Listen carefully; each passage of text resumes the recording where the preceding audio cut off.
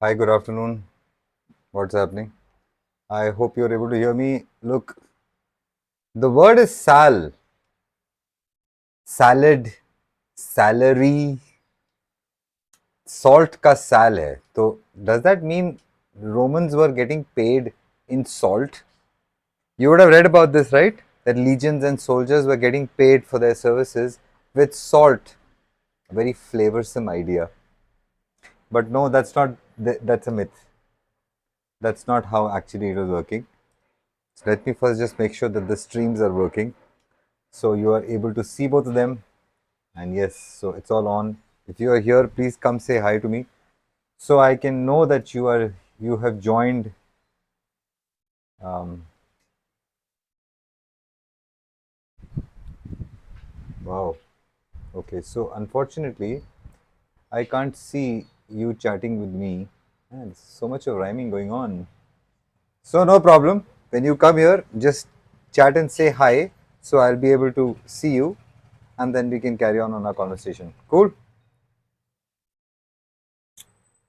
Because there is no other way that I can know how many of you are here.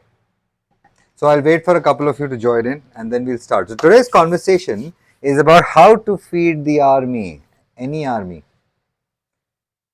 The Romans, 350,000 soldiers they had all over such vast landscapes, and they were able to deliver food to the last soldier. 6,000 calories, apparently, that was the food quality that they were serving to a soldier. So, in the Civil War days, the promise was 1 pound of bread and 1 pound of meat. I've got some phenomenal ideas about, actually, they're not ideas, they're insights about how food works when it comes to so many people. We'll get there, but before that, let's get to the salad. What's the salad today? Today's conversation is all about feeding the army and insightful. I have no answers, but I have some interesting points of discussion. So it's, it's not just you have to feed humans, you have to feed horses and elephants. I'm just starting to open the level of challenges. So Alexander died at 32. This fellow used to have, I don't know if it was for his own drinking problem or was it for his army, but he thought that morale of the soldiers is greatly uplifted with wine. So our captain had unlimited wine in everywhere. Now, one of the key things about I was lucky. My dad served. In fact, not my father. I've got a bunch of people in my family who have served the forces. So I'm a Fauji kid. Now I have a very interesting insight into this. The insight is this. Now let's see you're shifting. When we used to shift from one place to the other, it's called a posting, a transfer. So you pack up everything and you move from one place to another. What happens to the kitchen? Because there are 4 people at least in the house who still need to eat for the last 2-3 days here, and then in the new location another 3-4 days somebody, I mean, who's going to open the kitchen immediately? This is where camaraderie comes into the picture. So what used to happen is that your fellows, your unit, your brigade's too big, maybe your unit, a bunch of 10 officers, 15 officers, 20 officers, their homes would support this soldier who's moving and the new soldier who's coming in. I think it was the Civil War or the World War, I don't remember, when this unit of 6 came about. There's 6 soldiers and one of them cooks. He's responsible for food. It's always a he. Funny, but it is. So hi, if you're here, please come say hi. So you've joined, I know you've joined in the stream. Otherwise, I have no way of knowing if you're here or not. Today's conversation is all about how to feed an army. 40,000 humans, you want to see what that number is, how overwhelming that number is? Attend a concert, any musical concert. Watch a cricket match. That's a very large number. Imagine all of those people barging into your land, stealing everything available. They will leave nothing. So food is a big part of feeding the army to keep it successful, keep it successfully moving. Am I opening your mind onto the possibilities of food management? In fact, wars and armies, they have led to some phenomenal inventions in food. Yeah, Zippo also has come from there, but I'm packaging especially. Spam, you heard of spam? That's Eisenhower's, even though he says that he doesn't want to see it ever again, but it was his invention. Hawaii now, the states, Hawaii, the islands, they have a whole, I think, festival dedicated to spam. They're the largest consumers of this tinned meat. It was during, I think, Napoleon's time, right? Nicolas Appert. Okay, yeah, this is interesting controversy. That's I remember because there's a controversy going on here. So there is a 1795 versus 1810. What am I talking about? 1795, 1810. This is the story of boiling food and then canning it, sealing it. Canned food. So armies around the world have led to phenomenal inventions in food. Romans, these soldiers, they used to make their own bread. They used to grind the grains and make their own bread. That was the part of the, because you're making your own food, na? It's a massively uplifting idea. Try it. You start cooking your own food, you'll realize you'll become so independent in your thinking. It's a wonderful idea to make your own food.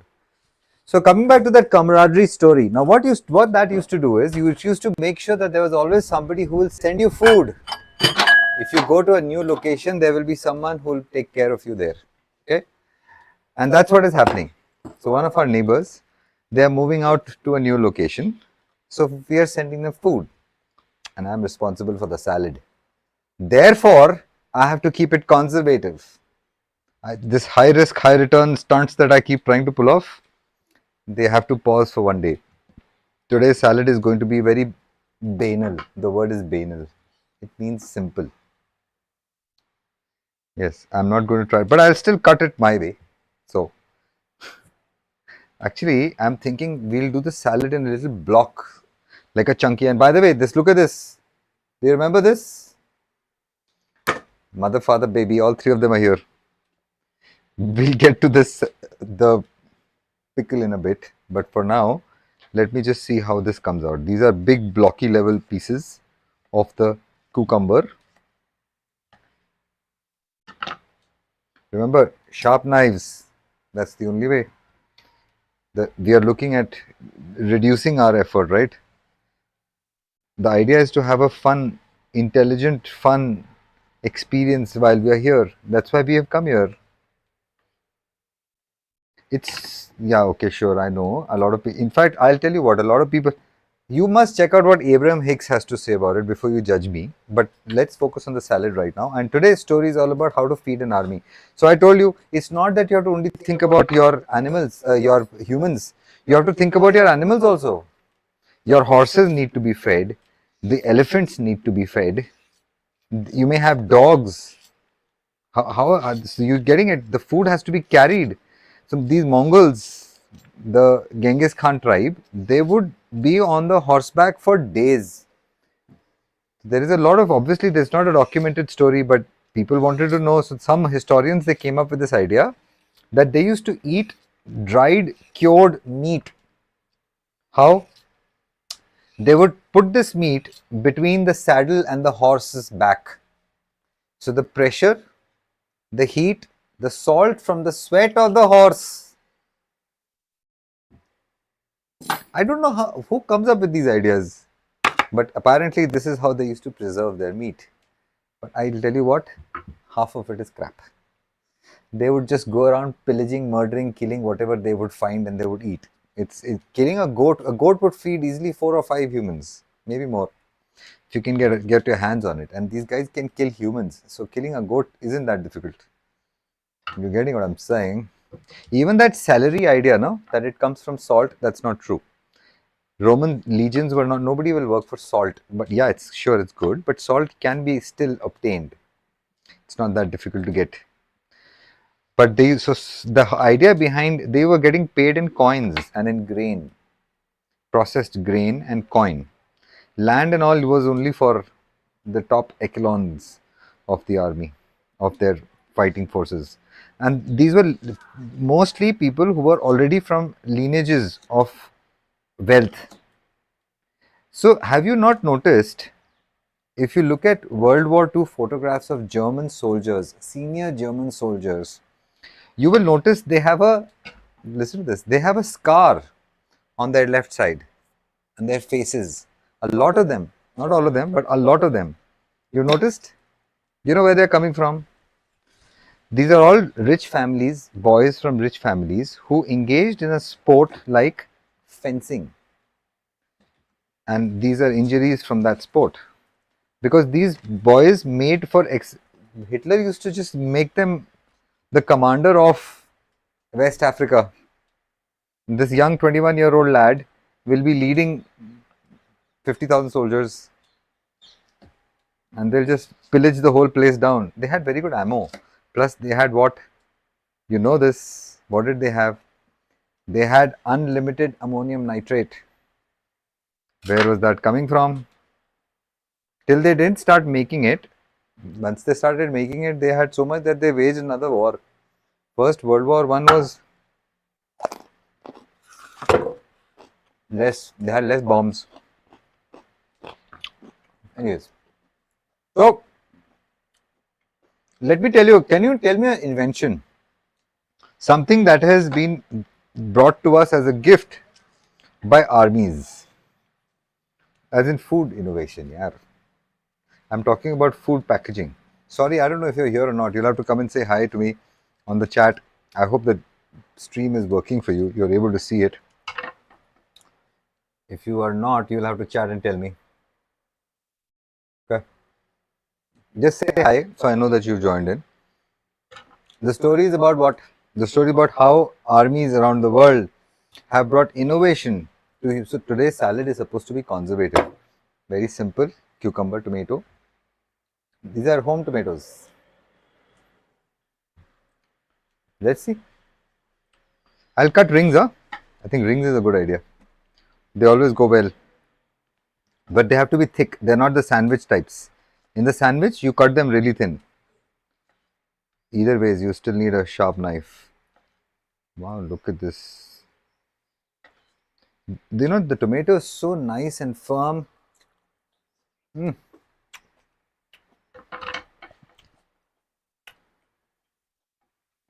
Plucking ripe. There are more ripe on the roof. Stay with me. If you don't know what I'm talking about, go to Instagram, check out this channel called Pluckit, Pluckit. You'll see me biting into a leaf. I grow food using aquaponics on my rooftop. Instead of cows, I use water cows, fishes. No, it's very good. It really works well. Try it. It's not that difficult. It's not a new method. It's a very old method. It's in fact probably the original method. More information on that later. Today we're talking about how armies around the world have helped food innovation. Before that, I'll tell you, the microwave has come because of the army. Rather, wars. So many discoveries and inventions are actually credited to wars and this pursuit of humanity. Teflon, yeah, Teflon has come from these war thinking mongers. Of course, they are mongers. They're looking for cheap wins. See, throwing a rocket from one end to the other, killing 5,000 people is not a very difficult job to do. It's the technology behind it. Sure, that's why the Chinese are so respected. They came up with this concept of flying rockets and fireworks. Yeah, well, we'll talk about more. The destructive part of what they did is not the topic of this conversation. What they've done for food innovation. So packaging, good, great. See, food was always in short supply.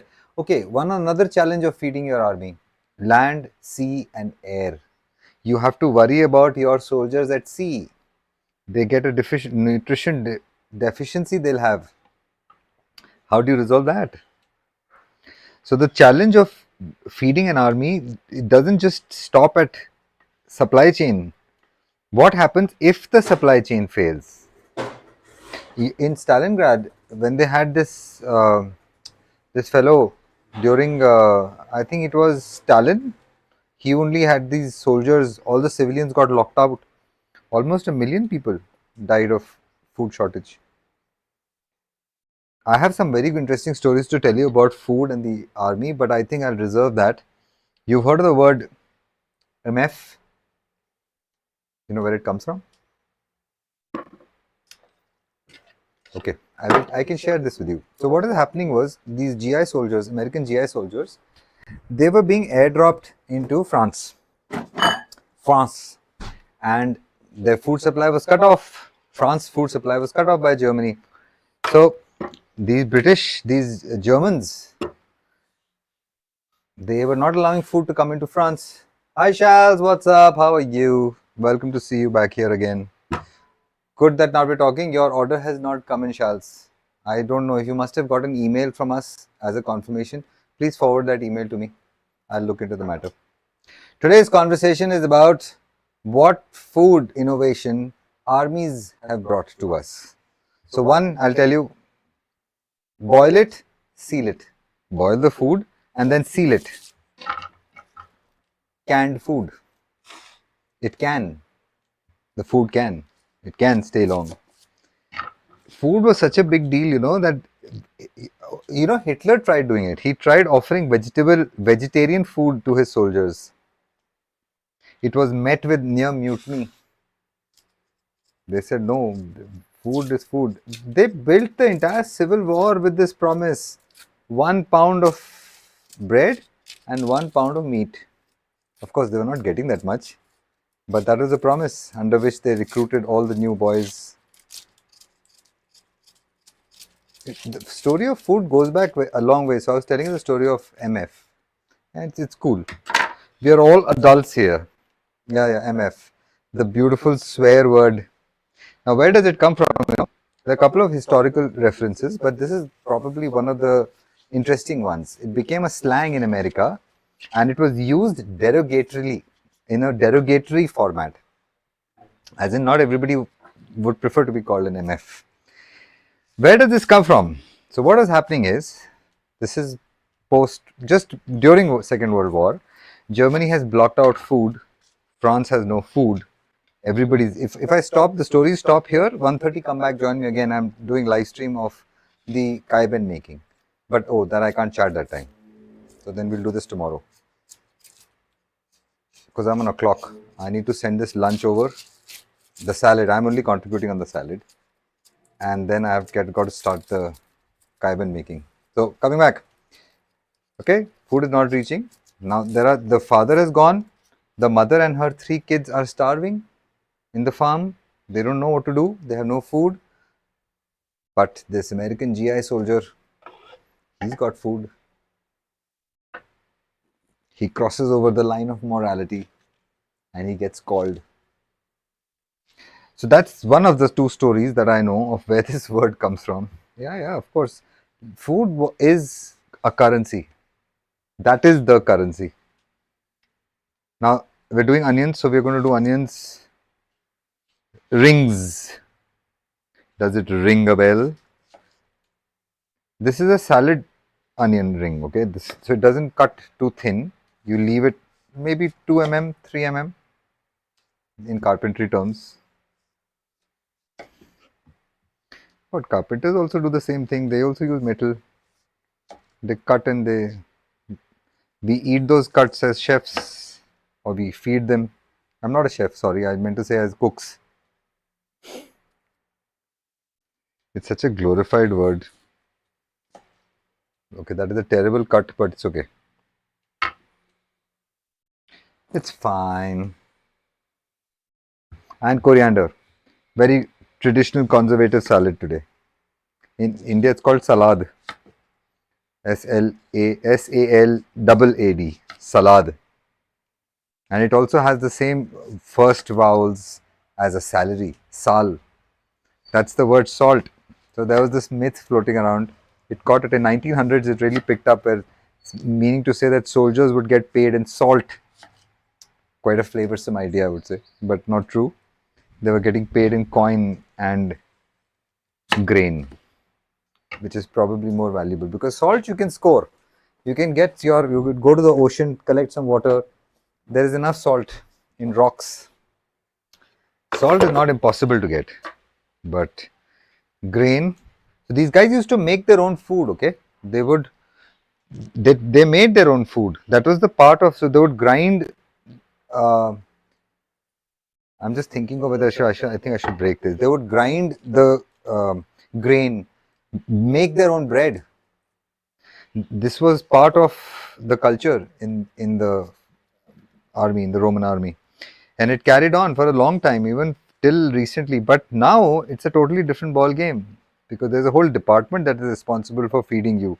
And imagine in terrain like Ladakh, where you need to feed your soldiers, how do you make sure that food reaches there? And in simpler words, how do you protect your soldiers, your people, your cause, your mission, your land? Big job. It is a big job. Food is the difficult part of any military campaign. Okay, so we'll start with our basics. I'm so tempted to eat this chili achar and see. Wow.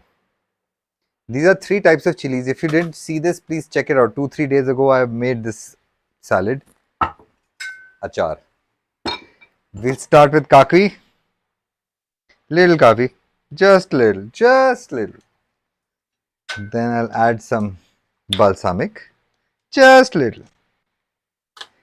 Then I'll add some cider. This is apple cider. Just little.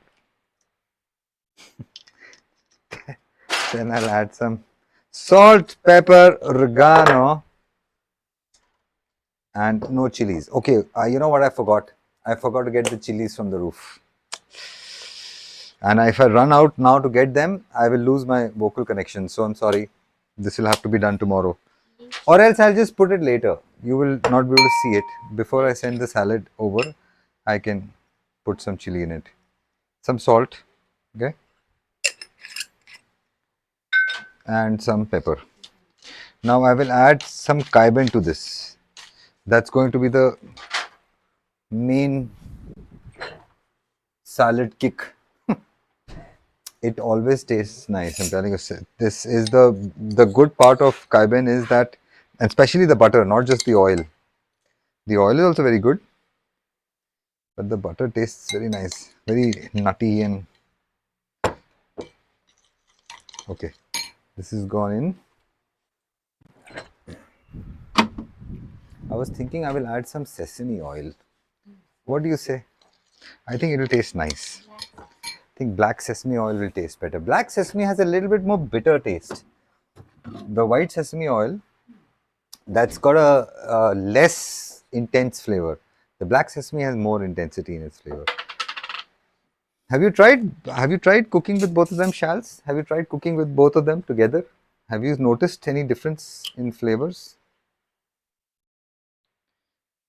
I'm adding the residual part. That's always going to have more flavor.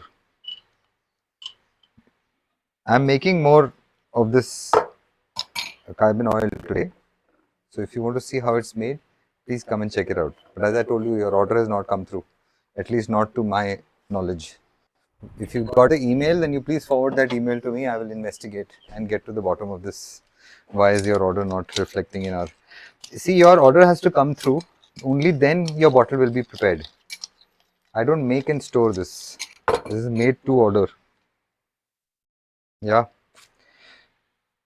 This is gone inside. I have not cut any chilies in it because I'm going to add chilies later. I'm going to give you... You are missing the look of that. You will not get to see it. But I'll go to the roof and I'll pluck some chilies and that I'll add to the salad.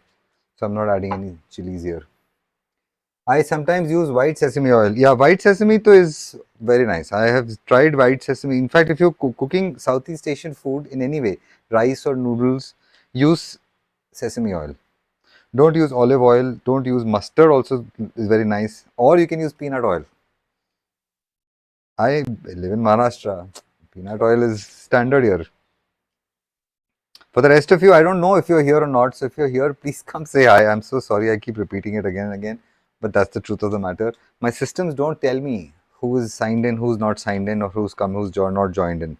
So just please come and say hi. Today's conversation is about How armies, no, I'll tell you some fascinating. Zippo, have you heard of Zippo, the lighter?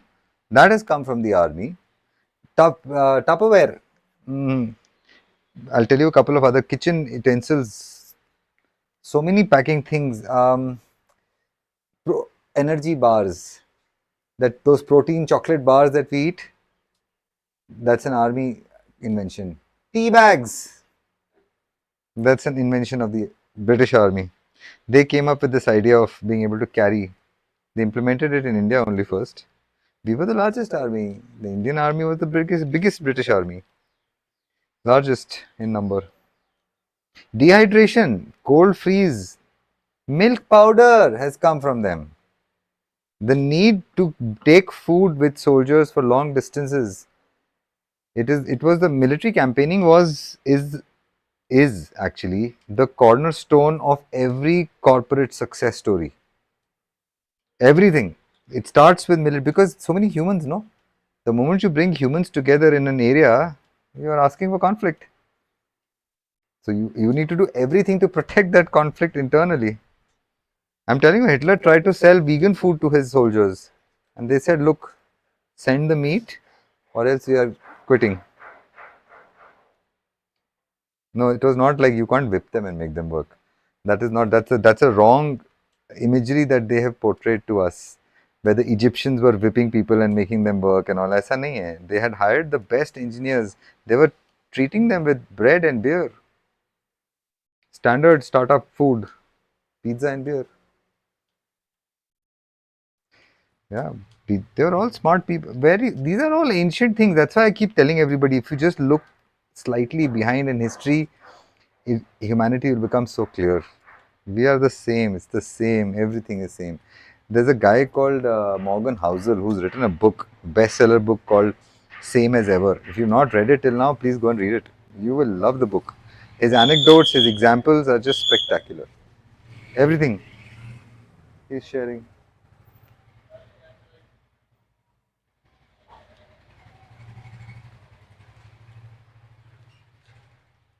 This is just coriander. And as I had told you, we don't chop the coriander. The entire leaf goes in. If you keep the whole leaf in, it has a different flavor. I don't know what it has to do. Flavor is a strange thing. I told you it's a creation of our brain. It's a hallucination of our brain. I should add some ginger. Ginger will bring a little bit of punch to it. What do you say? Slight light ginger. Some slight light ginger. Yeah? Not too much. I'm just trying to make it a little zingy. It is called zingy. It's a zingy bear. Zingy bear. Of course, the Sanskrit word is what? What is Sanskrit word? Charles, what's the Sanskrit word for ginger? If you've been attending now, you would have heard me say this at least 3-4 times. Shringdaver. Yeah, that is the original word it's a Sanskrit word. And it went from here all over, and when it landed up in countries that can't say Shringda, Shri, Rada, it became Zing and Shing, and then it became in China it's called Ganjiang. That's dried. Ganjiang is dried, and Shenjiang is ginger. It was a very, very promising herb. It still is. It's one of my favorite things to eat. A salad is Ayurved mein to this is like Maha Aushadhi. It is the biggest thing. Ginger is such a prominent health thing, and it is healthy. There's no doubt about it. But the trick is to chop it really fine. Okay, I have done a little shoddy job right now. I'm sorry. I should have been more thorough, but it's okay. Ginger will always bring nice flavor to the salad, which is salate. Salate. Okay, we're all ready to mix it all up. Let's go. Now this is too big. I've just suddenly realized this is difficult to toss and turn. I'll break it into 2 portions. I'll split it into two portions. Some onion, some tomato,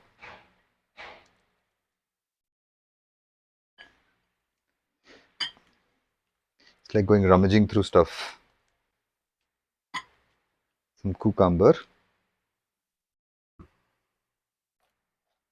and we've got some carrots also. I forgot we've done carrots also at the bottom. I'll just make two portions easier. One portion they can take, as in the guests I'm sending food to. Well, actually, I'm not doing much of it. I'm just making the salad. But credit needs to be taken. Somebody has to take it.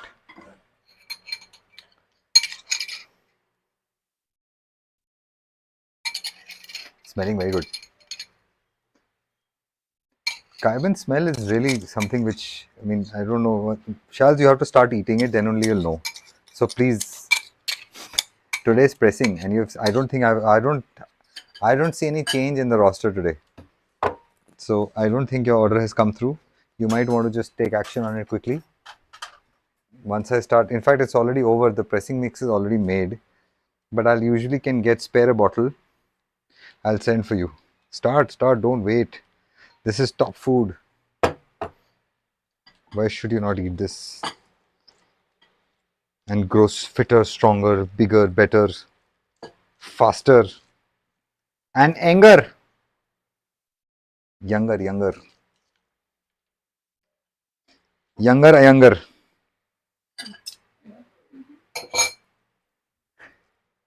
Hey mentalist, what's up, bro? How do I get your protein? How do you get your protein? First of all, this is not the only meal I eat. I do eat a lot in the day.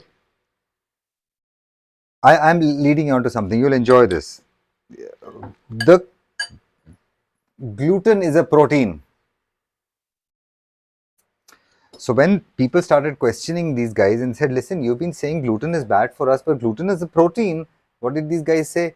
No. What we meant is that it's good, it's protein, but it's not good for you.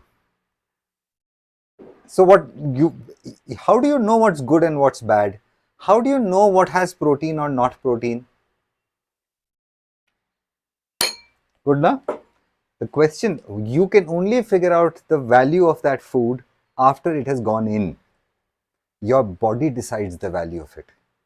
Now what we do know is aminos are formed by a lot of food items, not just meat. That B12 story which you've heard of, that's a made up story. The human body manufactures everything it needs. What it doesn't manufacture is the raw material. That raw material comes from where? Eventually all from plants. It's called plant-based protein.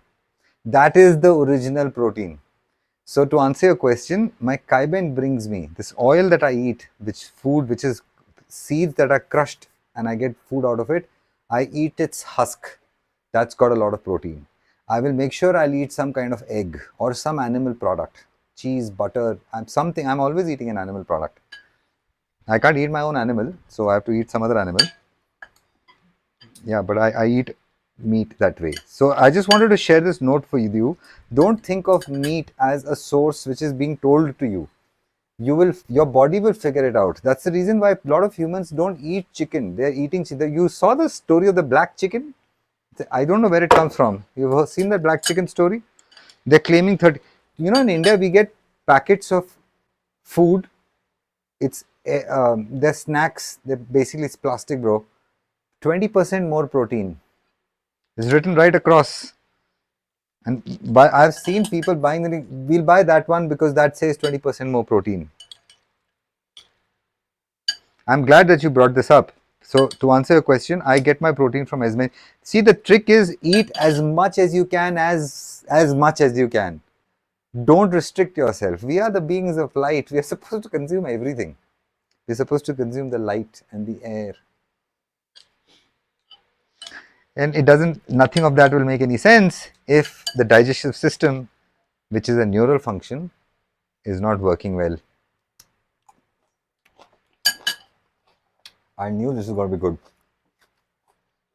Very nice. So it's very traditional, very conventional, very safe. But hey, it's a good salad. These are 2 bowls because there's food going, man. Sorry, Brian, if you just joined in, you missed the half of the story. I'll carry on the story again tomorrow. Come back tomorrow. Tomorrow's story is about how food innovation is credited to armies and military campaigns. From canning food, sealing the food, spam, tea bags, powdered milk, powdered eggs, custard powder, I meant. All of these innovations, chips, biscuits, you would have heard of, right? We'll talk more about this again tomorrow. Today, I have to go and get set for the pressing kaibens being made today. This is what a conventional salad looks like. It's got some black sesame oil also in it. That's also bringing a lot of aftertaste. Anywho, this is me, and I will see you. Wait, before you go. You were there for the chili pickle making? Were you there for the chili pickle making? I've got the 3 chili pickles with me. It's been 4 days, 5 days now, and it's smelling heavenly. It's tasting more than what I thought it should. Look at this. Can you see anything inside? It looks like a kraken has died inside. It smells of mustard and fennel and onion seeds, and it is so savory. But I'm going to try this. So I'm going to try this on the guest I'm sending food for. Let's see what they say, and I'll come back with a review. This has the best aroma. This is like, can you see what this is? It's not too. Oh wow, this is going to be difficult for you to see maybe. Look here in this one. Yeah, can you see this? So this has got oil. It's got a bunch of. Man, I'm so sorry. This is good lighting. Let's do good lighting, and I'll show you again. If you have not seen the video, go check it out. There are 6-7 types of seeds that I roasted, blended, put it into the chili. Just go see it. It's a good thing. This is the first time I've done these chili pickle myself, and these chilies were growing on the rooftop. They've got an amazing flavor. And I'll come back tomorrow with more stories on how food was working with armies. Because imagine 350,000 soldiers they had, the Romans, all spread over Africa, Asia, God knows where all. And they never went hungry. I'll see you again. See you, bye.